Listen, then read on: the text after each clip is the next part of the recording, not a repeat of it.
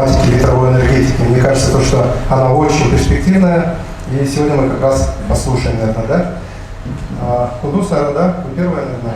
Здравствуйте. Очень приятно, что у нас очень много людей интересуется ветряной энергетикой. Вы знаете, я, наверное, начну с мировой тенденции, а потом перейду, почему нужно у нас развивать альтернативные источники энергии в Казахстане. Будущее трудно отрицать. Разведанных запасов углеводородов хватит на 30 лет. Экологический тренд возобновляемой энергии получили популярность во всех странах. У многих есть свои государственные программы по отказу или сокращению использования невозобновляемых источников энергии. Те же автогиганты переходят на создание электрокаров, гибридов, и не только видят за ними будущее, а потому что из-за ужесточения государственного вмешательства. В 2015 году ВИА установил рекорд по производству зеленой энергии, увеличив ее на 147 гигаватт. При этом почти половина была получена за счет ветряной энергетики. Количество занятых в нем людей достигло 8 миллионов, это только в 2015 году, да, данные. Ведущую роль в развитии возобновляемых источников энергии по-прежнему принадлежит государствам и властям. Так, на начало 2016 года 173 государства поставили цели по развитию возобновляемых источников энергии, а 146 проводили политику в поддержку зеленой энергетики. В условиях стремительного развития технологий спрос на электроэнергию к 2050 году возрастет на целых 62%. Это означает, что производство энергии к этому году должна утроиться. При этом большинство стран мира переходят на солнечную и ветряную энергетику. К 2050 году в мире роль угля упадет до 12%, а использование нефти в качестве топлива будет сведено почти что к нулю. У нас что получается? У нас на сегодняшний день энергетическая отрасль Казахстана полностью не удовлетворяет внутренние потребности ни населения, ни промышленных предприятий. И если к 2010 году вырабатывали 15 миллиардов киловатт-часов, то к 2019 году эта цифра составила 14 миллиардов 800 с чем-то. Поэтому один из выходов от энергетического кризиса для государства является самым в первую очередь это создание условий для развития зеленой энергетики, в частности освободить от таможенных пошлин, от таможенных НДС оборудование для возобновляемых источников энергии. Я бы сказала, это даже прям нужно сейчас это поддерживать нас, поскольку завтра уже может быть поздно. Мы сами с этим сталкиваемся. И для будущих инвесторов, для будущих частных производителей зеленой энергетики это будет как раз таки стимулированием. Поэтому я везде об этом говорю, выступаю. Спасибо, что вы сегодня сюда нас пригласили. Мы от этого никуда не денемся, это мировая тенденция, нам не надо изобретать велосипед. То, что происходит даже в соседних странах, да, там Казахстан, к 2050 году у них такие амбициозные планы, что более чем 50% электроэнергии они будут получать от зеленых источников. Узбекистан, Таджикистан. Ну, мы не должны отставать, мы должны уже сегодня уже начинать. Спасибо большое. Приветствую всех. Хотел бы представиться президент Ассоциации ветровых солнечных электростанций у нас при торгово-промышленной палате Хасан Садыков. Хотел бы добавить, что проект КНУЗы по ветровому парку, он первый проект на 60 мегаватт. 60 мегаватт – это очень большая мощность, вырабатываемая мощность. Она может обеспечить 1300 электромобилей в год.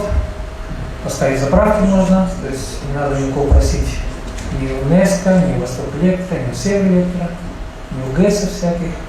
Можно напрямую подсоединиться через подстанции и обеспечить электричеством электромобили. Также хотел бы ввести, что такое все-таки зеленая энергетика, потому что зеленая энергетика и ветровые станции сами по себе это очень дорогое удовольствие, себестоимость электричества очень большое будет, но есть некоторые моменты, которые можно будет сократить, это производство наладить. Сейчас следующий этап это будет производство башен и лопастей наладено здесь в Кыргызстане, и это будет все, как правильно сказала Индус, стоимость будет падать в 2 раза. Хотел бы сказать, что перспективы зеленой энергетики. Я думаю, что зеленая энергетика, в частности ветровая станция, ветровые парки, они неразрывно связаны с климатическими особенностями нашей Земли. Если мы не будем использовать возобновляемые источники энергии, температура Земли повысится на 1,5 градуса, где-то уровень океана поднимется на 10 сантиметров, очень многие прибрежные страны, население могут сказаться под уровнем воды, то есть затопить может.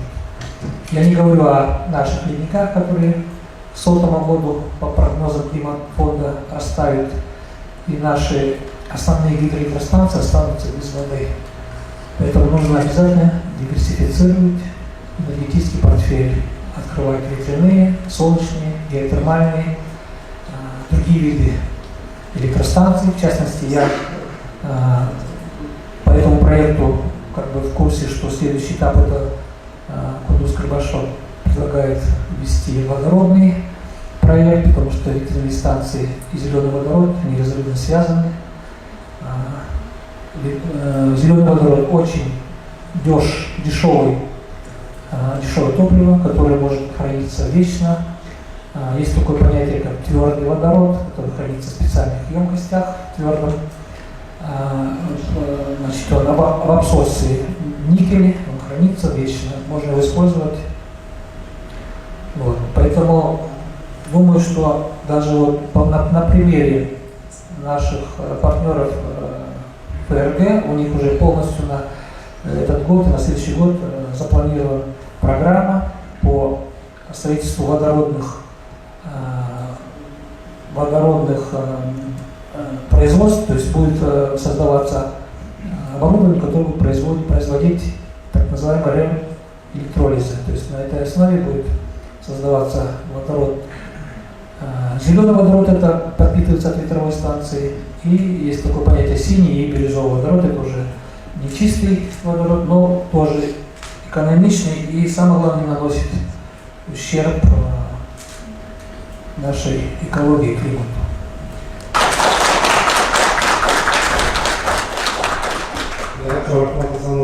Особенно порадовало то, что сказали, у нас производство будет еще ставиться, да? Важно вот эти компоненты связаны с водородной энергетикой. Мы должны искать новые реалии. А новые реалии – это зеленая энергетика, которая даст нам не только энергию, но и другой образ жизни. Недавно прозвучали новости в Евроньюз, министр, заметьте, климата и энергетики объявил о запуске проекта ветряных станций на 10 гигаватт. При этом они хотят полностью исключить другие источники генерации и перейти полностью на ветер. Для нас это кажется таким легким решением, но страны, которые начинают понимать, с чем мы столкнемся в ближайшие 50 лет, они активно вкладываются не столько в инвестиционные проекты, сколько еще в технологии. И именно концепция, которая сейчас рождается в Академии наук, что и генерация, и потребление должно быть зеленым, ее надо будет вам реализовать в жизни. Потому что нагрев, повышение температуры и океана, и воздуха в мире, он может привести нас к необратимым последствиям. Недавно прочитал одну статью, что в недрах Земли и даже во льду еще сохраняются патогены, с которыми человечество не знакомо. Да? Это вирусы, бактерии и так далее. Если температура начнет, продолжит также повышаться, то, возможно, эти патогены выйдут в ту среду, где мы с вами живем. То есть, возможно, мы откроем ящик Пандоры, если изменим условия на планете Земля. И на самом деле это очень важно, чтобы мы, как представители человеческой расы, понимали, насколько важно нам удерживать некоторые параметры на этой планете в каком-то коридоре. Еще один пример приведу. 9 университетов ведущих сделали исследование, к чему приведет климатическое изменение в ближайшие 100 лет. Значит, в ближайшие 80 лет при таком темпе нагревания воздуха от климатических изменений выиграют Канада и Россия. Канада повысит, Россия станет лидером по производству пшеницы. За счет этого ВВП России может возрасти в 5 раз. Жить в Китае и в Индии при такой плотности населения станет невозможным. Значит, они начнут двигаться севернее.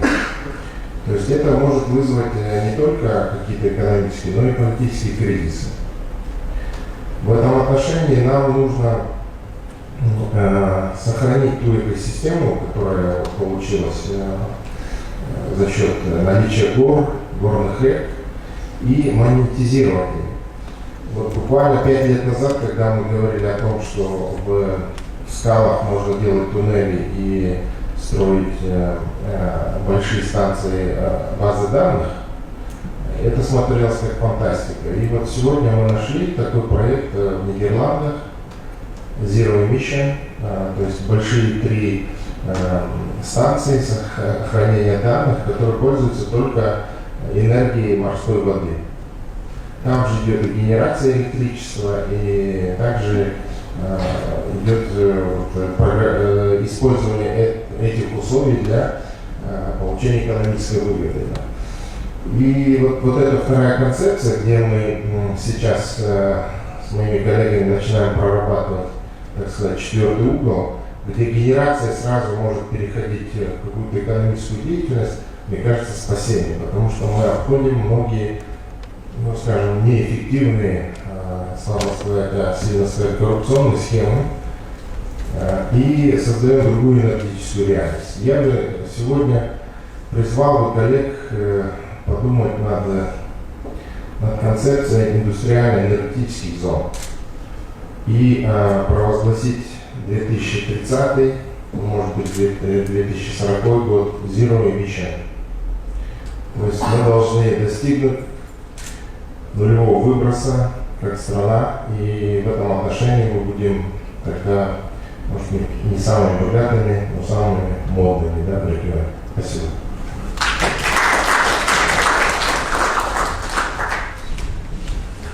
Мне нравится, какие фундаментальные научные темы мы обсуждаем, да, в наших стенах Академии госуправления. Прямо на 100 лет вперед. И не просто за наш маленький Казахстан, за всю планету стараемся думать. Это только радует, я думаю. Может быть, если у кого есть пожелания, пожалуйста, мы предоставляем возможность. Тогда я призываю, пожалуйста, если есть вопросы, пользуйтесь моментом, пока такие эксперты у нас здесь сегодня. Какие шаги предпринимает Казахстан в создании альтернативных энергетических каких-то ресурсов? Отличный вопрос, спасибо. Обеспечат не только там маленькие заправочные станции, но они обеспечат, я думаю, весь Исыкуль. Если, конечно, все перейдут на энергосберегающие лампочки, ну а 100 мегаватт, я думаю, можно хотя бы северную часть Исыкуля обеспечить. Так как один маленький город Балыкчи ранее, когда еще у нас работала Нарынгидроэнергострой, там с управления Нефтяно-Русский ГЭС, был такой проект строительства Тотокойской ГЭС 21 мегаватт. И вот я работал в этой компании, я сам инженер-гидростроитель, и мы должны были 21 мегаватт обеспечить город Балыкчи. Так что 100 мегаватт, я думаю, северная часть будет обеспечена. Но государство, самое главное, государство издает законы, старается помочь тем, что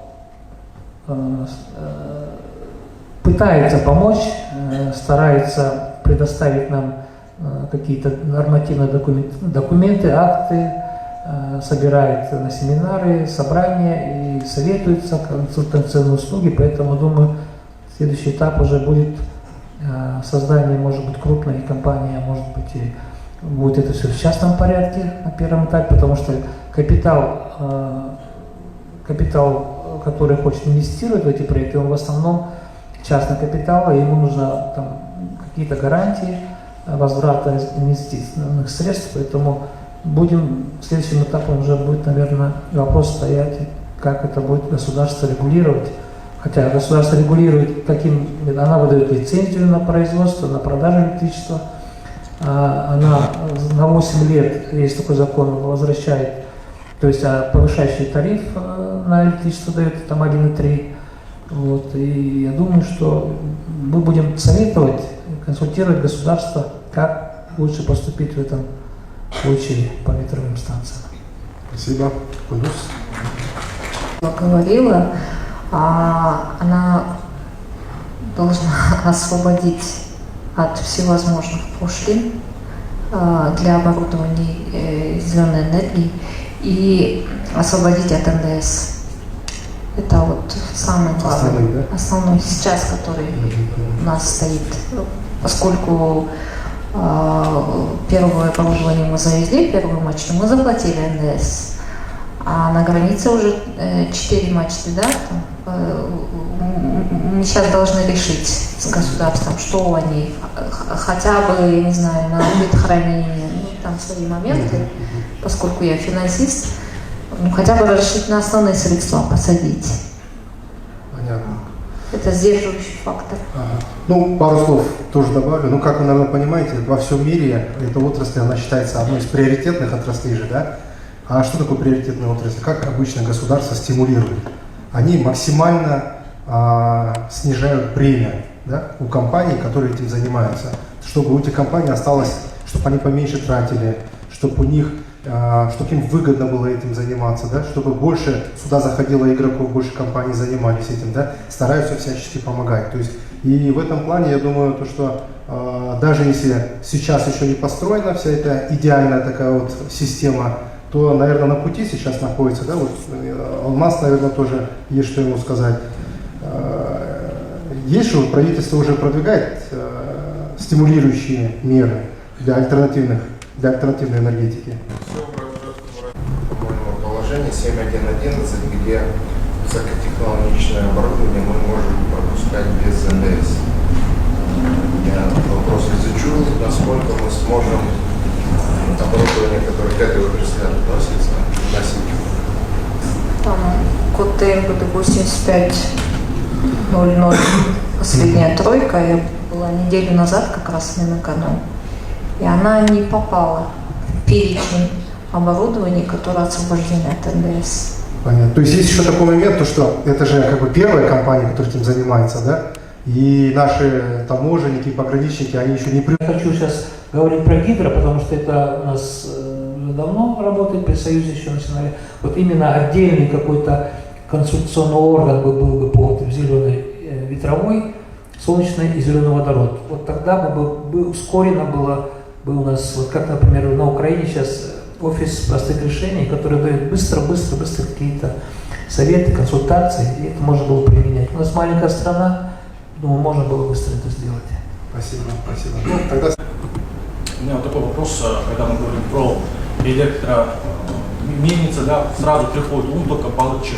По сути, да, всем понятно, что географическое расположение очень удобно. Здесь такой вопрос, где помимо Балыкчи вообще можно ставить электростанции, да, потому что, насколько я помню, нас учили в университете, что должна быть оптимальная должен быть оптимальный ветер, то есть, по-моему, 4,5 метра в секунду, что ли, вот такие, по-моему, были вот параметры, по этим параметрам должно было подходить, это минимально, по-моему.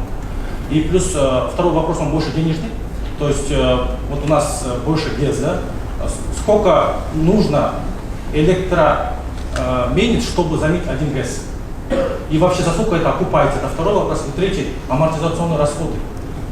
Через какое время, какой период надо менять? Сколько это будет примерно стоит? После отвечу третий. Первый вопрос такой, что значит, потенциальные участки, где можно установить ветровые станции, у нас в Кыргызстане их несколько.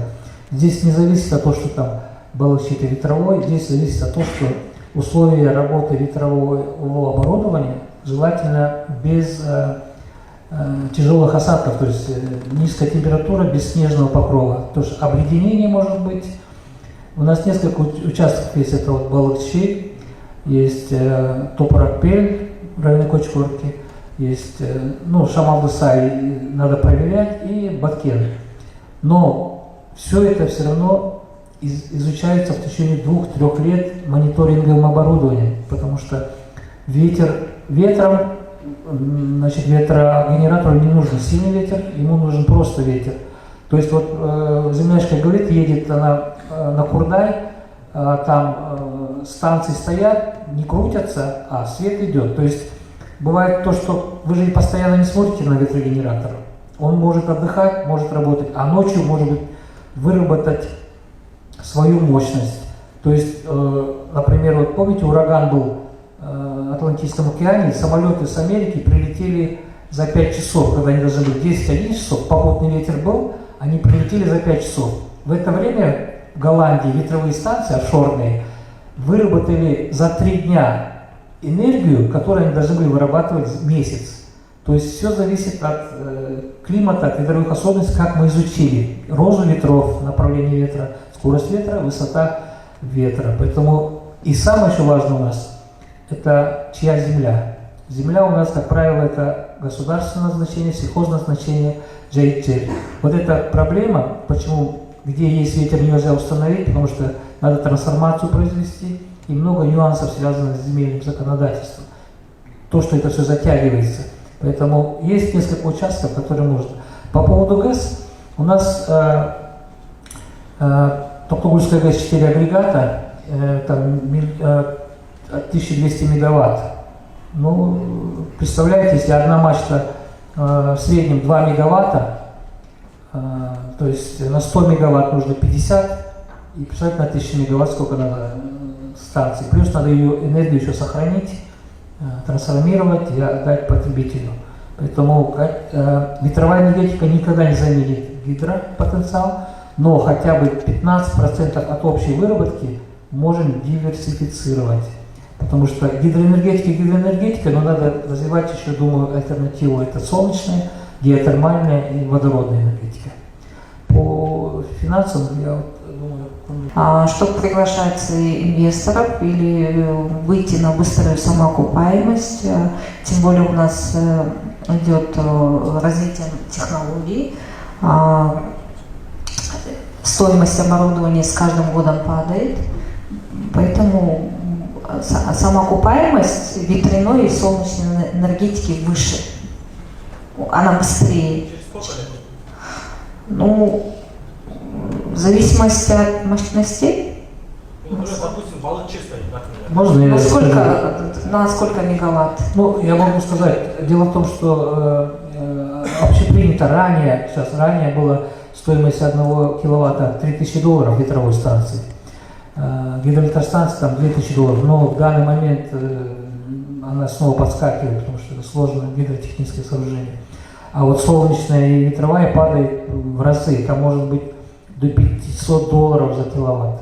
Солнечные панели сейчас До 90%. 1 ватт где-то 20 центов, то есть очень упали, но в то же время технологии повышаются, качество повышается, КПД повышается, поэтому и окупаемость от 7 до 15 лет. Вы так думаете?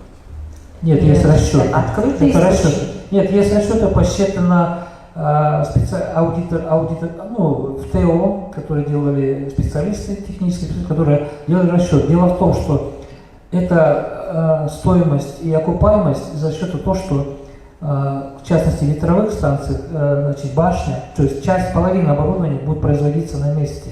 Поэтому окупаемость очень быстрая и минус транспортировка, потому что чтобы транспортировать одну мачту, она 60-90 метров, нужно от 200 до 500 тысяч долларов, чтобы с Германии сюда привезти. А это уже 30-40% стоимости мачты. Вот сами считайте, что окупаемость, она при 3 тарифах, значит, существующем тарифе может 15 лет, при повышающем тарифе где-то 7,5. Если будет экспортный тариф по 100 тысяч, или есть такие маневские компании, которые по 3,5 будут покупать, то я думаю, это 2-3 года окупится ветровая станция. Ну, это только про ветровую. Солнечную гидро, я это знаю, что это затраты большие, там до 100 лет можно окупаться. Это я сразу могу сказать. Значит, 7-15 лет, да, зафиксировали. Ну, у нас тут сидят будущие государственники, студенты госуправления, которые как раз и должны загореться. Смысл в том, чтобы как раз будущие государственники загорелись и приложили усилия для того, чтобы как раз помочь Еще можно, да, стимулировать эту область. Ага. Дело в том, что у нас стоимость электричества как бы давно не повышалась. Почему это я говорю? Что мы сейчас повышается ГСМ, повышается хлеб, стоимость, мы терпим это все и принимаем. А стоимость электричества никто не хочет понять, что если будет дешевое электричество, наши ГЭСы все развалятся, потому что нет денег на их строительство. Заемные средства снова платят наши потомки. И вот Улукман тогда правильно сказал, нужно сделать именно какую-то цифровую валюту, которая могла бы держать или прикрепить ее там цену на золото или другим металлам, которая могла бы обмен идет стоимость электричества и круговорот внутри Кыргызстана мог бы поддержать, стимулировать энергетику. И отслеживалось бы каждый киловатт денег, куда проходит, минус коррупция, минус налоги, и все было бы хорошо. Так, хорошо. Рахмат, еще? Вот сколько мы будем за 1 киловатт платить, да, за альтернативную электроэнергию? Вот вы же уже говорите, что вы уже устанавливаете мачты, да, уже процесс пошел. И вот мне было вот интересно, как потребителю, да, узнать вот цену за киловатт, например, электроэнергии, выработанной за счет естественных природных ресурсов, и уже в сравнении, например, с гидроэлектростанциями, да, если брать то конечная вот эта цена. Грим снова по кругу пошла. Дело в том, что гидроэлектростанции, стоимость, там, себестоимость его выше, чем сейчас 77, там, 2,24, а себестоимость его больше, там, 3-4 сомов за киловатт. Они разваливаются, потому что никто не хочет повышать. Сейчас там турбины ремонтируют, контракты, но это не решает проблему. Она уже практически 52 года отработала, срок годности гидростанции 50 лет. Ну, надо же было за это время, хотя бы за 20 лет, сделать какой-то запас финансовых средств, чтобы построить новую станцию. По поводу, сколько будет стоить, ветропарк будет сдавать электричество в сеть. Сколько это будет стоить, государство решает. Частная компания просто сдает государственную сеть уже сама решает за счет, ну, как она считает нужным, поэтому здесь не можем ничего сказать. Водородов. Не думаете ли вы, что они могут составлять какие-то определенные препоны в развитии зеленой энергетики, потому что у них есть колоссальные запасы водородов, и они могут где-то повлиять на это? Это вопрос. Знаете, вот законы той же самой Америки или в Европе, каждая нефтяная компания, вот не даст мне соврать, платит большие, огромные штрафы, финансовые средства за то, чтобы у них в законе прописано, и закон работает. Если ты СО2 ты должен заплатить. Никто не хочет из нефтяных магнатов платить больше, чем он зарабатывает. Поэтому все нефтянки поставили альтернативные генерирующие станции. И то, что вот, препятствие электромобилям, я просто хочу сказать, что пандемия показала, сейчас границы закроются, например, третья будет волна, границы закроются, ГСМ не будут завозиться, что-то не будет завозиться, никуда не денутся, местные компании будут развивать электротранспорт. Ну, ничто не... Мы должны быть национальная безопасность должна быть самодостаточная по энергетике. Поэтому это закон рынка и диалектика. Они до 50 лет, я думаю, еще продержатся, но дальше уже все неизбежно. То есть я правильно понял, вы хотите сказать, то, что даже нефтяники, российские и казахские, они будут заинтересованы быстро запрыгнуть в эту отрасль? Они в основном инвесторы сейчас. Они инвесторы. инвесторы, это нефтянки, инвесторы в зеленую энергетику. В основном американцы почти, у них программа есть перейти полностью на энергетику возобновляемую. Ну, во-первых, огромное спасибо нашим спикерам, да, Кундуз, вам, всем. Мне кажется, я с большим удовольствием прихожу вот на такие семинары. Здесь намного интереснее, полезнее, я думаю. Вот мы с Алмасом Сергеевичем 2 часа назад были на одном совещании, и я ему сказал, так, ну, удобный момент был, я сказал ему одну притчу, вот, которая, мне кажется, она немножко связана с нашей сегодняшней темой. Да? И вы знаете, да, что пророк Моисей 40 лет водил свой еврейский народ по пустыне. Да? Есть такая классическая версия, почему он это делал. Для того, чтобы выбить из мозгов, из ментальности евреев вот это раболепие. Да? То есть они должны были стать свободными людьми, а потом уже строить свободное государство. Это, значит, обоснование есть и во многой литературе. Но недавно мне один бизнесмен сказал другую версию. Мне кажется, она более такая, больше мне нравится. Он говорит, пророк Моисей, говорит, 40 лет водил свой народ по пустыне с одной целью, чтобы вот на этом полуострове, да, где живут арабы и так далее, найти место, где не было бы нефти. Я говорю, почему? Ну потому что, говорит, нефть развращает. Да, его добыл, переработал, продал, кайфуешь. Да? А если твоя страна, твой народ расположены в том месте, где нет нефти, то уже мозги нужно разрабатывать. Правильно? То есть науку, образование, коммерцию и так далее, и так далее. То есть это вот такая вторая версия, почему Моисей возил свой народ 40 лет по пустыне. Да? Ну, поскольку Лухман очень хорошо сказал, что здесь сидят наши будущие специалисты именно по государственному управлению, муниципальному управлению. Вот вы заметили, да, вот как только вот такие чисто экономические проблемы возникают, то сразу видна роль государства. Да? Что она должна делать, или наоборот, что не надо делать. Да? То есть все время государство играет такую направляющую, руководящую, да, задающие правила игры, вот такие вещи. Да? Вот роль государства вот именно в этом и заключается, ребята, что оно должно немножко опережать эти процессы. Да? Оно заранее должно сказать, ребята, вот ветряные эти энергетика, да, идет, все заранее, какое-то положение, какой-то закон, да, нулевые ставки, заводи что хочешь, да, на 10 лет освобождаем от пошлин, от НДС и так далее, и так далее. Понимаете? К сожалению, наша государственная машина не успевает это все делать. Бар уже делит, пока там все это идет, согласование каких-то между министерствами, закон изменения, поэтому вот мы все должны научиться, ну, в этом не роль государства, да? Чтобы были простые правила, понятные правила, понятные в первую очередь для бизнеса.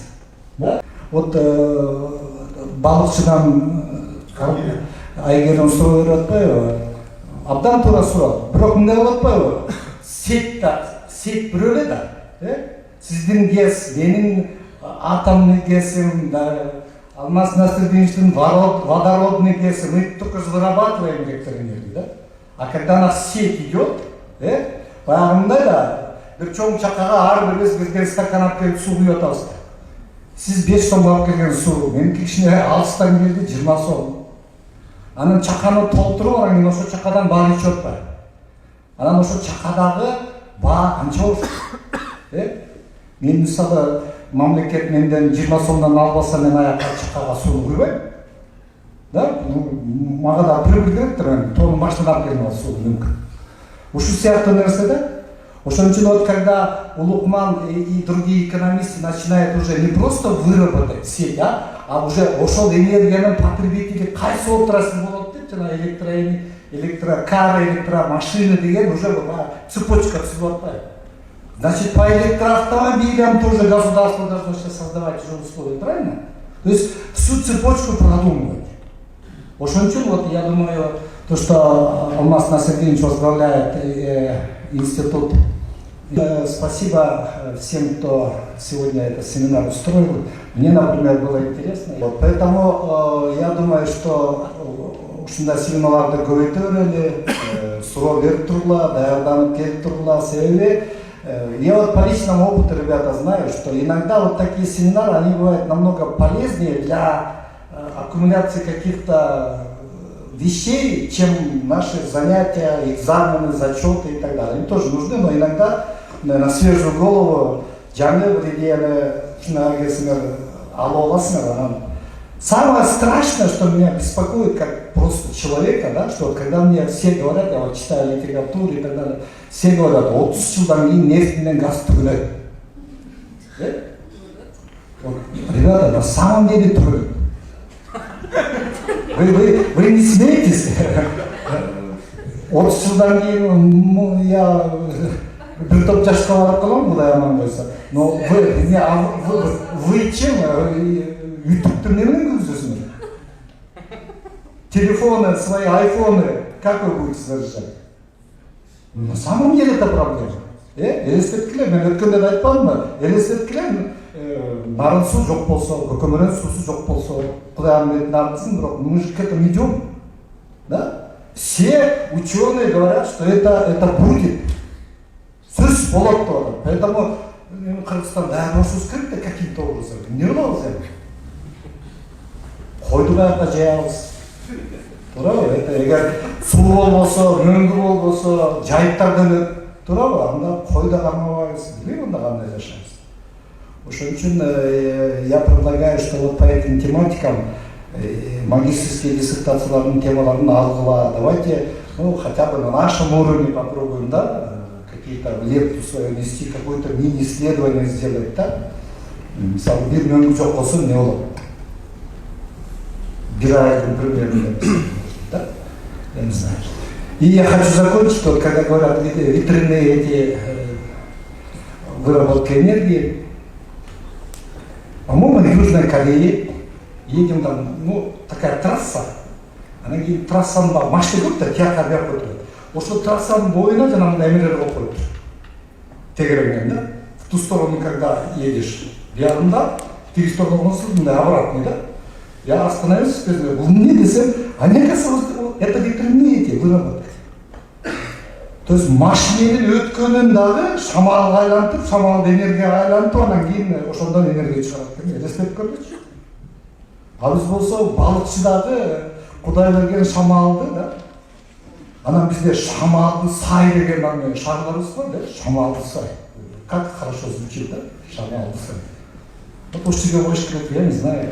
Аны бекерден шамал деп атаган болуш керек, шамал болуп турат го. Вот, ошон үчүн спасибо вам огромное, спасибо нашим, кто принял участие.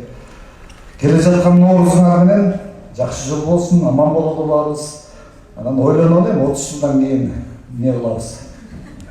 В чем проблема на самом деле? Рахмат баарыңызга. Нам нужно понимать, что сегодня мы должны думать о цикличности экономики и процессов в ней. То есть кроме генерации зеленой энергетики мы должны также понимать зеленые промышленности, которые на этом должны быть завязаны. Очень важно перейти в новые реалии экономические, где мы не будем создавать выбросов вредных для климата. В этом отношении нужны новые исследования, я бы сказал, новые экономические структуры и новая рабочая сила. Необходимо сейчас уже закладывать фундаментальные знания в учебных заведениях, где мы будем воспитывать и обучать новый персонал, новых экономистов, новых специалистов, которые будут понимать эти процессы уже фундаментально И очень важно нам перенаправить экономическое развитие в зеленую сторону. Я верю в этом будущее.